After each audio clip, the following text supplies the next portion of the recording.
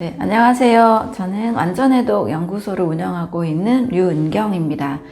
건강에 대한 바른 지식이 있으면 충분히 질병을 예방할 수 있고 건강한 삶을 누릴 수가 있습니다.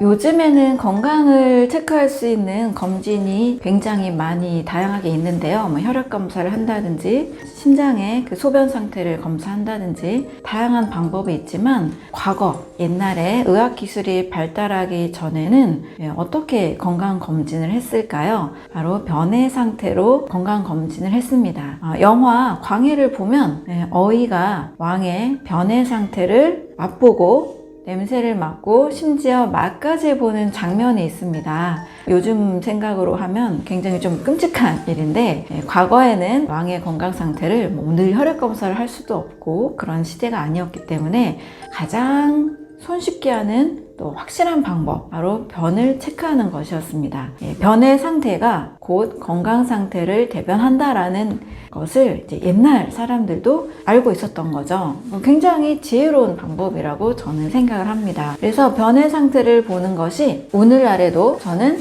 자기의 변을 체크하는 것을 셀프 건강검진이라고 말씀을 드리는데요. 변의 상태가 매일매일의 나의 건강 상태를 어느 정도는 보여줄 수가 있습니다. 예를 들면 우리가 음식을 좀 가볍게 먹고 최대한 좀 순수한 퓨어한 상태, 깨끗한 음식을 먹었을 경우에는 변의 상태도 비교적 악취도 나지 않고 깨끗한 상태 이렇게 나오는데 어느 날 과식을 하고 고기를 많이 먹고 뷔페에 가서 소화가 잘 되지 않는 그런 음식을 먹었을 때는 굉장히 변의 상태가 안 좋은 것을 우리가 다 알고 있을 겁니다. 악취도 나고 또 변도 어떨 때는 굉장히 무르기도 하고 어떨 때는 굉장히 무거운 그런 상태가 되기도 하고 어떨 때는 또 딱딱하게 변이 나오기도 하죠. 그래서 변의 상태가 곧 건강을 체크할 수 있는 겁니다. 엄마들이 이제 아기를 키울 때 아기의 변 상태를 늘 체크하잖아요. 그래서 황금변을 보는지 아닌지를 확인을 하는데요. 그만큼 황금변을 봤다는 것은 아기가 이제 젖을 먹고 잘 소화를 시켰다는 뜻입니다.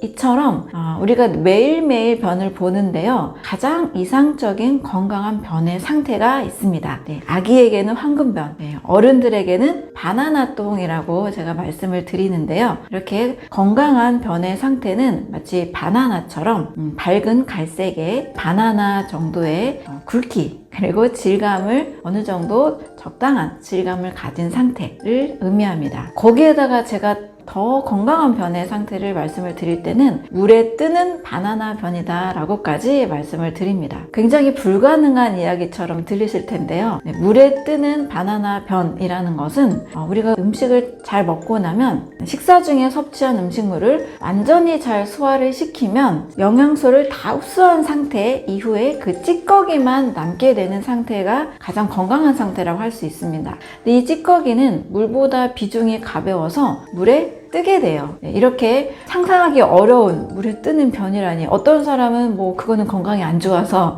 지방이 소화가 안 돼서 물에 뜬다 이렇게 오해를 하시기도 하는데 물론 건강이 안 좋을 때 지방이 소화되지 않은 그런 변도 있긴 있습니다. 하지만 건강하게 완전히 소화시키고 나면 이제 찌꺼기만 남아서 물에 뜨는 부변이 될 수가 있는 거죠. 그래서 가장 이상적인 건강 상태, 내가 식사한 음식물의 이 건강한 이 소화 상태가 바로 부변 또 바나나 변으로 나타나게 됩니다. 그래서 매일매일 나의 변의 상태를 보고 내가 얼마나 잘 소화를 했는지 건강의 상태는 어떤지 이런 것들을 확인을 할 수가 있습니다. 변을 본다는 것이 좀 불쾌하고 깨끗하지 않게 느끼실 수 있는데요. 그렇게 생각하지 마시고 나의 건강을 매일 체크할 수 있는 셀프 건강검진이다 이렇게 확인하시면 좋겠습니다. 많은 사람들이 가장 흔하게 겪는 장 질환에는 보통 3가지 정도가 있습니다. 첫 번째는 변비입니다. 변비하면은 많은 여성분들이 사실 무통스러워하는 것 중에 굉장히 불편해하는 것 중에 하나죠. 그런데 의외로 60대, 70대, 80대 이 어르신들도 변비로 인한 고통을 많이 겪고 있습니다. 우리가 식사를 하고 나면 약 12시간에서 24시간 안에 이 식사의 내용물이 밖으로 빠져나와야 됩니다. 이 시간 안에 적당한 고형물을 만들어서 잘 빠져나오는 것이 이상적인데요. 그런데 24시간이 넘도록 약 72시간 동안 장에 머무르게 되면 어떤 일이 일어나느냐, 바로 이 고형물, 변의 수분이 계속 이 장으로 흡수가 됩니다. 그래서 3, 4일 만에 일주일에 한 번 이렇게 변을 보시는 분들 계시죠. 굉장히 고통을 호소하시면서 아주 딱딱한 변을 보게 되는 겁니다. 장에 변이 오래 머무를수록 좋지 않다라는 것은 다들 알고 계실 거예요. 이상적인 것은 하루에 한 번이죠. 네, 변비를 워낙 어린 시절부터 알았던 분들은 3, 4일에 한 번, 일주일에 한 번 보는 것도 괜찮다라고 생각하시는 분도 계시는데, 변은 가장 이상적인 것, 한 하루에 한 번 보는 것이 제일 좋습니다. 변비가 생기면 이제 많은 분들이 막 힘을 줘서라도 또는 약을 드시면서라도 이 변비를 해결하고자 하는데요. 변비의 좋은 식사법으로 해결을 할 수가 있습니다. 이것을 또 다음에 설명드리도록 하겠습니다. 두 번째는 변비와 반대인 과민성 장증후군입니다. 너무 자주 가서 또 힘드신 경우가 있죠. 이런 분들은 언제 이 장에서 무슨 일이 일어날지 몰라서 화장실을 여기저기 체크해 두기도 하고 늘 마음에 긴장과 준비를 하고 계시는데요. 이것도 굉장히 불편한 일이죠. 또 회사 생활을 하면서 굉장히 긴장감이 도는 분위기 또는 어떤 발표, 시험을 앞둔 수험생 이럴 때 장에서 굉장히 불편한 현상이 바로 일어나고 바로 또 화장실을 달려가야 되는 이런 일들이 있습니다. 과민성 장증후군은 두 가지로 볼 수 있는데요. 장 상태의 건강 상태가 안 좋아서 그럴 수도 있고, 너무 지나친 자율신경계, 교감신경계의 기능 때문에 신경에 따라서 장이 예민해지고 장이 수축이 되면서 과민성 장증후군이 일어나기도 합니다. 그래서 과민성 장증후군은 먼저는 나의 어떤 신경 쓰는 일들, 스트레스 상황들도 조절해야 되지만, 또 장 안에서 일어날 수 있는 장의 건강한 미생물의 상태, 장 마이크로바이옴이라고도 표현을 하는데요. 건강한 미생물의 상태, 균형을 맞추는 것도 중요할 수 있습니다. 세 번째로는 대장 용종입니다. 요즘은 대장 용종이 바로 내시경을 하면서 발견이 많이 되죠. 그래서 장 내시경을 하다가 용종이 발견되면 바로 대장 폴립술이라고 해서 바로 이렇게 제거를 하기도 하는데요. 예전에는 이런 기술이 없었습니다. 대장 폴립술이 발견되기 전에는 검사를 하면서 하는 것이 아니라 정말 장을 직접 열고 수술을 하기도 했었는데요. 폴립술이 발견되면서 이 폴립 수술이 시행이 되면서 굉장히 많은 사람들이 대장 용종을 또 가지고 있는 것이 확인이 됐죠. 그래서 요즘 보면 5명 중에 3명 정도가 대장 내시경을 하면 대부분이 대장 용종, 선종이라고도 하죠. 크게 악성은 아니지만 대장 내벽에 붙어 있는 이런 종양들을 바로 제거하기도 합니다. 하지만 만약에 변비로 오랜 시간 변이 머무른다거나 또 대장 환경 상태가 좋지 않으면 이 선종이 또 암종이 되기도 하니까 많은 분들이 대장 용종을 제거를 하고 있습니다. 자, 이와 같이 변비나 또 잦은 설사가 동반되는 과민성 장증후군이나 대장 용종, 이런 식으로 많은 사람들이 흔하게 이 장 질환을 겪고 있는데요. 정상적이라고 보기는 어렵습니다. 그런데 크게 아프지 않고 크게 고통스럽지 않으니까 그냥 내버려 두시는 분들이 많으세요. 변비도 약을 통해서 해결해야지, 또 과민성 장증후군도 어쩔 수 없다, 내가 원래 이런가 보다, 이렇게 내버려 두시는 분들이 계시는데요. 또 대장 용종도 누구나 생기니까 괜찮아, 이렇게 생각하시는 분들이 계시는데요. 저는 그렇지 않다라고 꼭 말씀을 드리고 싶습니다. 사람의 몸은 한 번에 큰 병에 걸리지 않아요. 아주 작은 증상을 여러 차례 보여주면서 이 신호들을 무시할 때 이게 나중에 큰 병이 될 수 있습니다. 그래서 여러분, 변비, 또 잦은 설사, 과민성 장증후군, 그리고 대장 용종이 생기지 않도록 평상시에 장 건강 관리를 꼭 해주시는 것이 중요합니다. 장 건강은 우리 온몸에 바로바로 영향을 주고 있거든요. 여러 가지 면역력이나 또 하루하루 나의 어떤 심리적인 상태, 또 업무에 집중할 수 있는지, 또 수험생은 학업에 집중할 수 있는지 없는지, 이런 모든 것들을 바로 장이 결정해 주기 때문에 장 건강을 함부로 여기지 마시고 꼭 변비, 또 과민성 장증후군, 대장 용종 이런 것들이 생기지 않도록 평상시 관리를 꼭 해주시면 좋겠습니다.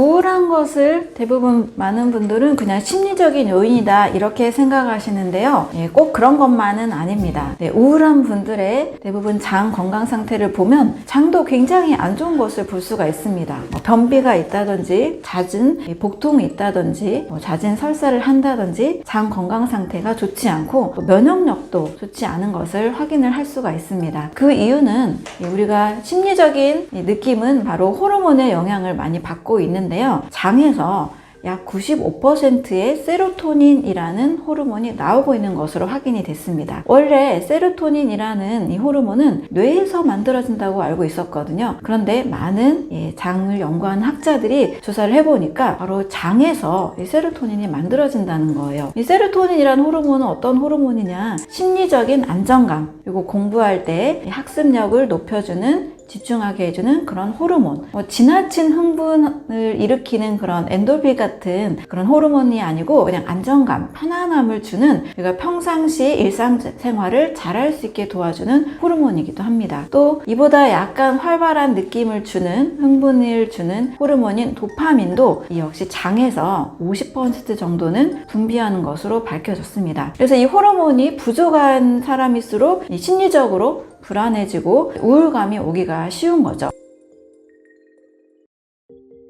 바로 우울한 사람이 이런 호르몬이 부족한 것으로 드러났습니다. 그럼 이 호르몬이 왜 부족하게 됐을까 보면 바로 장이 건강하지 않은 상태라는 거죠. 대부분 이런 분들의 경우 장누수 증후군이 같이 동반이 되는 것으로 확인이 됐습니다. 장누수 증후군이라는 것은 뭘까요? 우리 집에서도 누수가 일어난다 하면 어딘가에서 새고 있다는 거잖아요. 그래서 새는 장 증후군이라고도 이야기하기도 합니다. 바로 장에 여러 육모, 세포들이 있는데요. 이 세포의 결합들이 타이트하게 되지 않고 틈이 생기면서 장 안쪽에 있는 내용물들이 빠져나온 겁니다. 장 안에는 아주 많은 다양한 음식물의 그 성분들이 같이 있죠. 꼭 좋은 것만 있는 건 아니겠죠.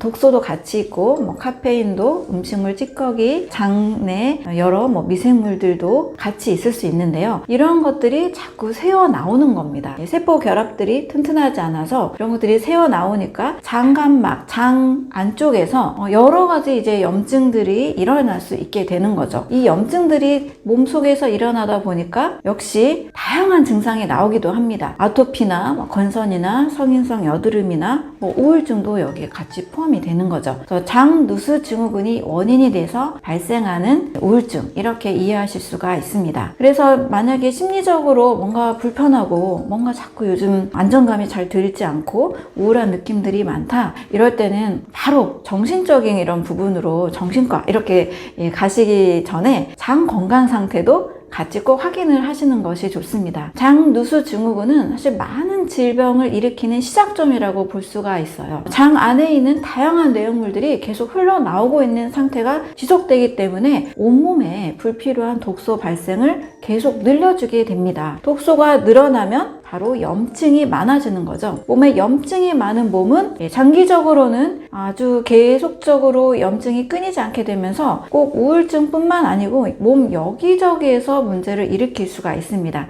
제가 늘 강조드리는 게 독소, 염증은 계속 해결을 해야 된다. 이것이 만성적으로 진행이 되면 다양한 질병의 씨앗이 되고 또 심지어 암까지도 진행이 될 수가 있습니다. 그래서 우울감이 드시는 분들 바로 어떤 정신과적인 부분보다 먼저 나의 장내 건강을 꼭 체크해 주시면 좋겠습니다. 또 장누수 증후군이 많은 질병의 시작점, 원인이 될 수 있기 때문에 이 부분을 같이 체크하시면서 피부질환이나 만성피로나 면역력 저하나 이런 부분들도 장 건강을 같이 체크하시는 것이 도움이 될 수 있습니다. 사실 이 크론병은 2010년 이전에는 국가에서 관리하는 질병이었는데요. 2010년 이후에 너무나 많은 사람들이 이 크론병에 걸리다 보니까 희귀질환에서 제외가 되고 개인 관리가 또 많이 이루어져야 되는 질병이 됐습니다. 이 크론병은 장에서 일어나고 있는 자가면역 질환으로 이해하시면 됩니다. 우리 아토피, 말레르기 이런 거 다 들어보셨잖아요. 이 피부에서 일어나면 아토피인데요. 이것이 점막에서, 우리 몸의 이 소화기 점막에서 일어나게 되면 크론병이 됩니다. 장 점막에서 일어나는 자가면역 질환이다 보니까 피부는 긁거나 연고를 바를 수 있는데 이 장 안쪽에서는 연고를 바를 수가 없잖아요. 그래서 면역 억제제라는 것을 계속 먹어야만 하고 전반적으로 면역력이 떨어지는 그런 부작용이 일어나기가 쉽습니다. 그리고 갑작스럽게 설사가 일어나기도 하고 통증이 오기 때문에 일상생활을 영위하기가 굉장히 불편해지죠. 자, 그런데 이 크론병은 아까 말씀드렸듯이 예전에는 크론병 이런 질병은 사실 별로 없었거든요. 근데 어느 순간에 폭발적으로 증가하기 시작했는데요. 바로 음식과 밀접한 연관이 있습니다. 특히 청소년들 사이에서 이 크론병이 또 많이 생기기도 하는데요. 청소년들이 학교 갔다 와서 학원에 또 가기 전에 어디에 많이 가냐면 편의점에 많이 갑니다. 또 아침이나 점심에도 편의점의 음식들이 우리 청소년들이 접하기 쉽잖아요. 이 편의점이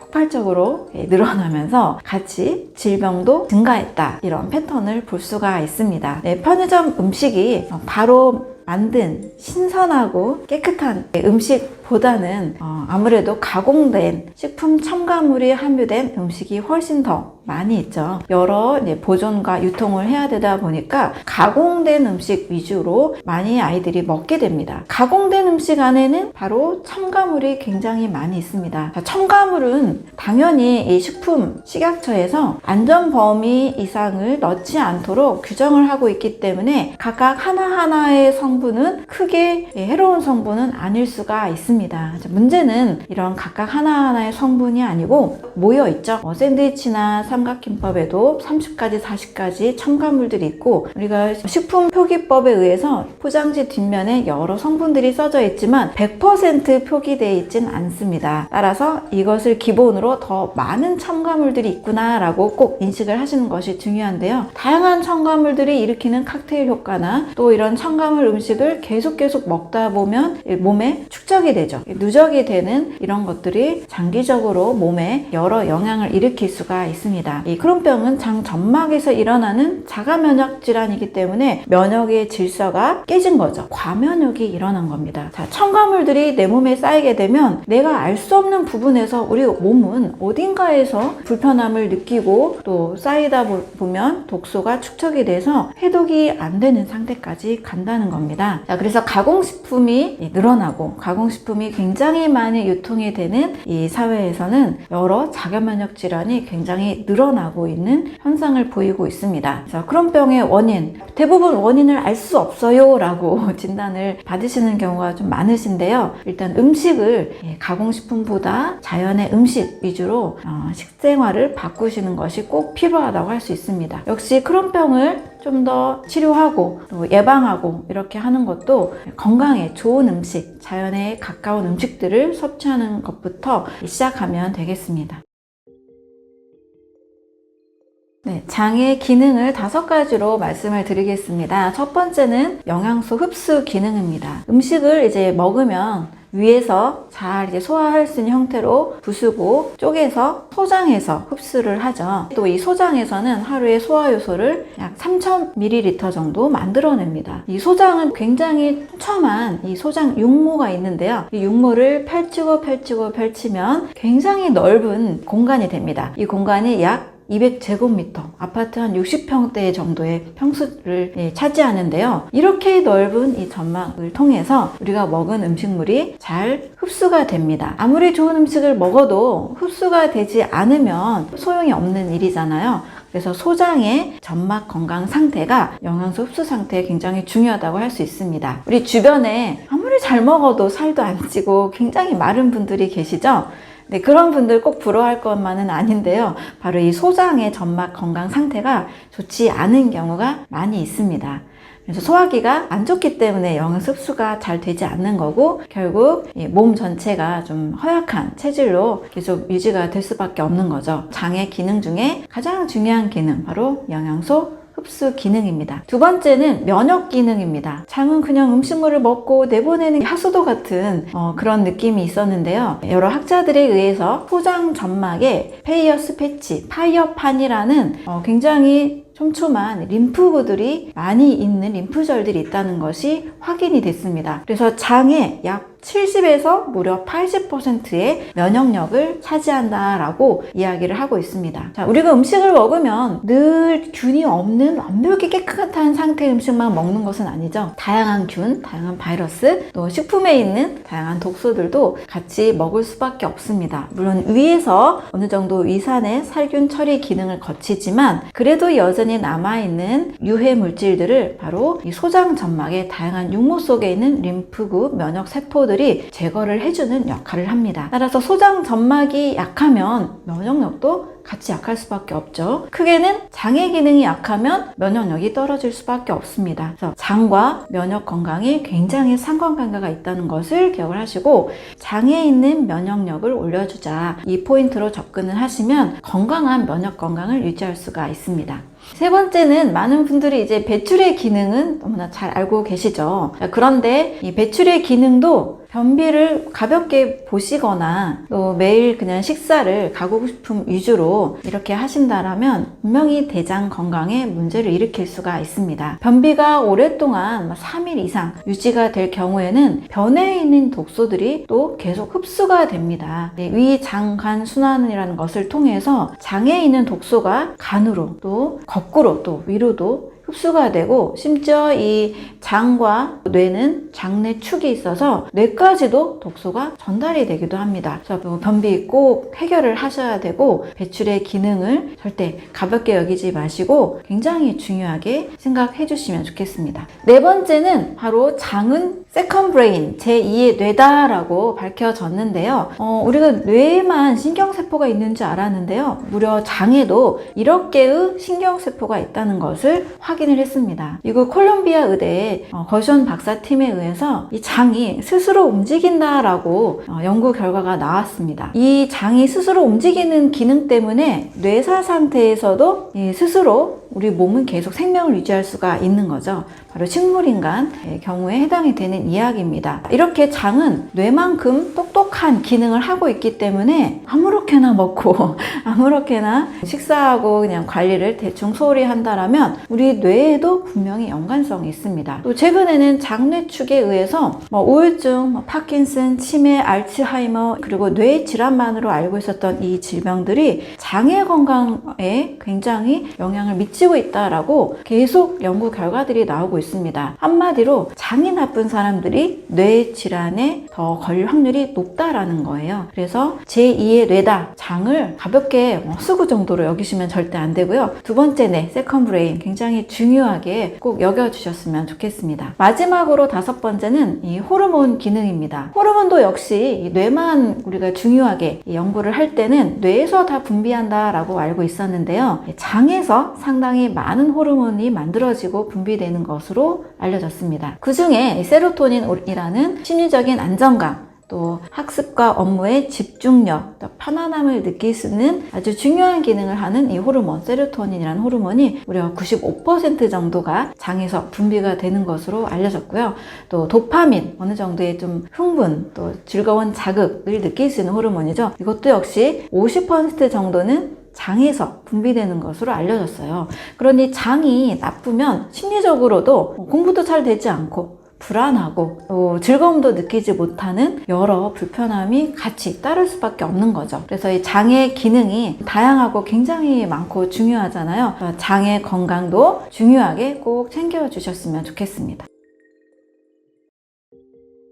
네, 유산균 제품이나 유산균이 들어있는 요구르트를 건강의 필수 식품으로 알고 계신 분들이 계신데요. 선택적으로 활용하시는 것이 좋다라고 말씀을 드리겠습니다.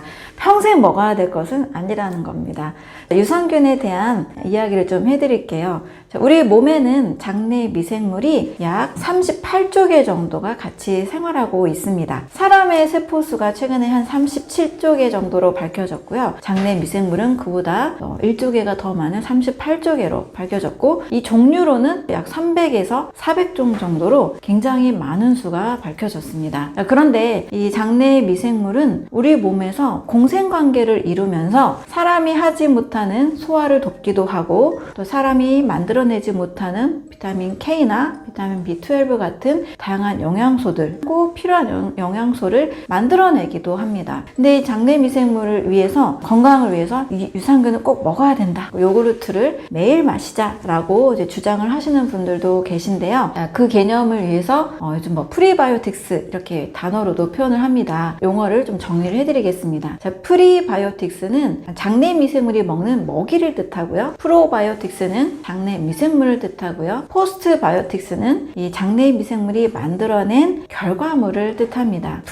프로, 포스트바이오틱스가 사실 다 우리 몸에서 굉장히 중요합니다. 문제는 인체가 자연스럽게 우리가 생활하면서 장내 미생물인 유산균을 늘 먹어야만 한다는 것은 좀 자연스럽지 않겠죠. 그래서 장내 미생물이 잘 살 수 있는 환경을 만들어주면 됩니다. 그 환경은 장내 미생물의 먹이를 같이 먹어주면 되는 거죠. 장내 미생물은 그러면 무엇을 먹고 살까? 네, 다양한 이 식이섬유들, 그리고 사람이 소화하지 못하는 복합 당류, 올리고당이나 프룩토 올리고당, 갈락토 올리고당, 이런 것들을 먹고 장내 미생물은 잘 증식을 합니다. 근데 이런 것을 먹지 않으면, 그러니까 가공식품 위주로만 계속 먹다 보면 당연히 균이 장내 미생물에 먹이가 없기 때문에 환경이 잘 안 만들어지겠죠. 자, 이런 경우에는 유산균을 따로 섭취하는 것도 필요하다고 할 수 있습니다. 예를 들면 대장 내시경을 한다 하면은 장을 거의 세척을 하잖아요. 장내 미생물이 싹 씻겨져 나가기 때문에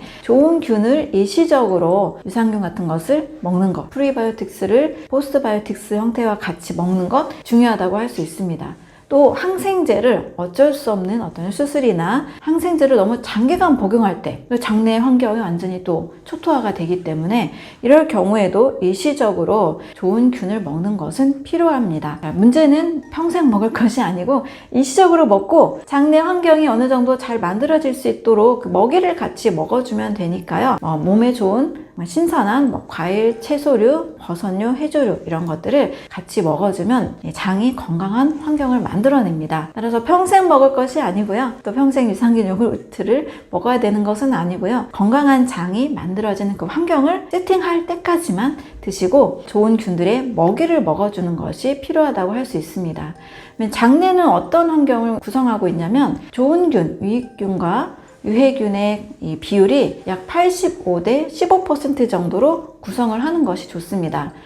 물론 중간에 기회균도 있어요. 기회균은 장내 환경이 나쁜 음식을 계속 먹으면 유해균으로 변하고, 좋은 음식을 계속 먹으면 건강한 균, 유익균으로 변합니다. 그래서 건강한 음식을 계속 먹으면 유익균들이 늘어나는 환경이 만들어지기 때문에 이 좋은 균의 건강한 상태를 늘리는 방법, 좋은 식사를 하는 것, 유익균의 먹이를 먹는 것, 이것이 꼭 더 중요하다고 할 수가 있습니다.